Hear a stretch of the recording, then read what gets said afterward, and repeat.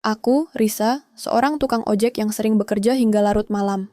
Malam itu, suasananya terasa berbeda. Angin dingin menusuk, jalanan sepi, dan aku duduk di pangkalan kecil sambil menunggu penumpang yang sepertinya tidak akan datang. Saat aku hampir menyerah dan memutuskan pulang, seorang lelaki muncul dari arah kegelapan. Dia mengenakan baju putih kusam, rambutnya berantakan, tapi senyumnya dingin.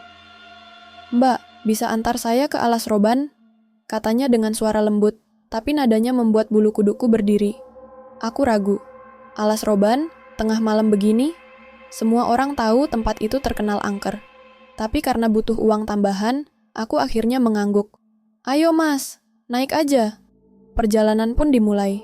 Awalnya semua terasa biasa. Lelaki itu duduk diam di belakang tanpa banyak bicara.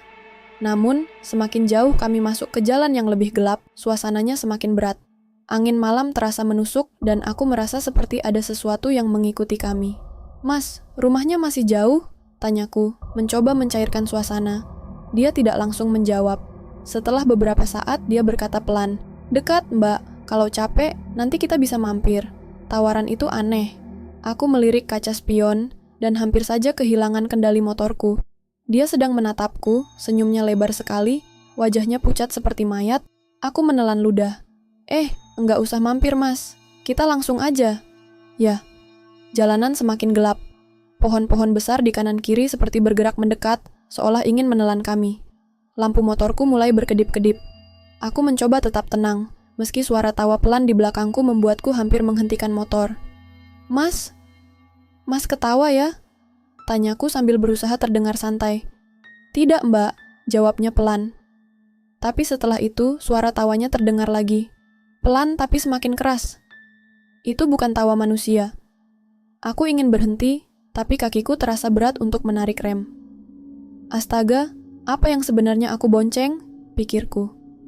Setelah perjalanan yang terasa seperti selamanya, kami akhirnya sampai di sebuah rumah kecil di tengah hutan.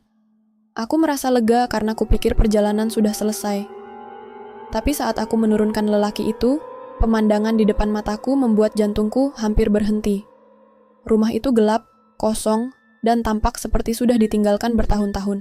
Aku melihat sekeliling, dan kenyataan menghantamku. Kami tidak di depan rumah, tapi di tengah hutan lebat. "Mas, ini benar rumah mas?" tanyaku, suaraku bergetar. Lelaki itu berdiri di depan motorku, membelakangiku. Tiba-tiba, dia menoleh perlahan. Wajahnya berubah menjadi mengerikan. Matanya kosong, mulutnya lebar dengan taring penuh darah. Aku gemetar. Tidak ada yang bisa aku lakukan selain memutar motor secepat mungkin. Ketika aku mencoba kabur, motorku seperti kehilangan tenaga. Aku mendengar suara tawa melengking di belakangku, semakin keras dan semakin dekat. Aku menoleh dan dia melayang cepat ke arahku. Aku panik, kakiku gemetar, tapi aku memaksakan diri untuk terus menarik gas. Jalanan berubah aneh. Pohon-pohon tampak bergerak, seperti menghadang jalanku. Aku merasa seperti dikejar oleh sesuatu yang tidak akan melepaskanku. Dalam keadaan putus asa, aku memejamkan mata dan berdoa agar ini semua hanya mimpi buruk. Tiba-tiba, aku terjatuh. Saat membuka mata, aku mendapati diriku tergeletak di pinggir jalan dengan motorku di samping. Udara dingin menusuk, tapi suasana sudah tidak lagi mencekam. Aku menoleh ke kanan dan kiri. Tidak ada hutan, tidak ada rumah, dan yang paling penting, tidak ada hantu lelaki itu. Aku segera bangkit, menyalakan motor, dan langsung melaju tanpa menoleh ke belakang. Ketika aku akhirnya sampai ke pangkalan, teman-temanku menatapku dengan heran. "Kemana aja, Sa? 5 hari lo hilang, kita nyariin." Aku tertegun. 5 hari? Rasanya aku baru semalam mengantar penumpang itu. Aku tidak tahu apa yang sebenarnya terjadi. Tapi, satu hal yang pasti. Aku tidak akan pernah lagi mengambil penumpang di tengah malam, apalagi ke Alas Roban. Itulah kisahku. Jika kalian suka cerita ini, jangan lupa like dan subscribe, dan tulis pengalaman horor kalian di kolom komentar. Siapa tahu, cerita kalian bisa jadi inspirasi untuk cerita berikutnya.